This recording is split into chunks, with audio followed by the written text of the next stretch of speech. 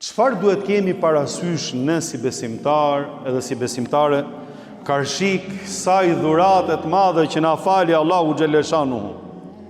E para fare vllai ime dhe motra ime, në momentin që Zoti t'jep fëmijë. Falenderoj Allahun xhaleshanuhu shumë se siç e thash, vetëm Zoti mund të bëjë këto lloj begatish edhe këto lloj dhuratash.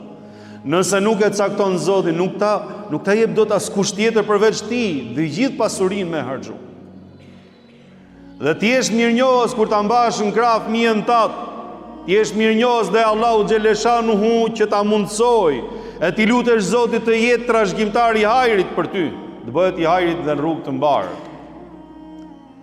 Vendosi fëmijës emrin e bukur, emër të mirë, emër musliman, le tjetë edhe shqiptar, pse jo patjetër, po tjetë emër i mirë dhe i bukur, jo emër pa kuptim, emër kot nga njerë ndjekin trendin pa e kuptu se qa emri po i ven, nga njerë nisën se po i ven emër musliman dhe po ta shohë është kuptimin ati emri është kuptimi keq, është kuptim gabim, është kuptim që nuk ka as lloj pozitiviteti brenda, ose emra të tjerë që s'kan lidhje as me fen, as me traditën edhe as me vendin ton. Sepse e kemi obligim që ne t'i quajmë fëmijët tanë dhe t'i thërrasim fëmijët tanë me emrat më të bukur, t'i emërtojmë me emrat më të bukur.